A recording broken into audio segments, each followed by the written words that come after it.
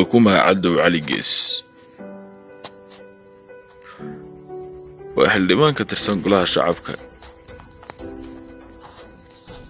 وهو ترتمي كرسي مدحوين نبي الجمهورية فدرالك وانا قناعسدين مع القبين حلمان جيس نغالها بدن وحو كفايدي دولة الآن تيسوغان بحيني وح أشورة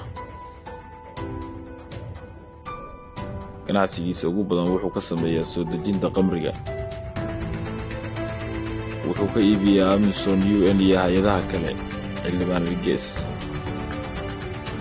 wuxuu ku haystaa xafiiska nabad sugidda fikrada halkaas oo u adeegsado meel bakhaar ah qamriga oo ugu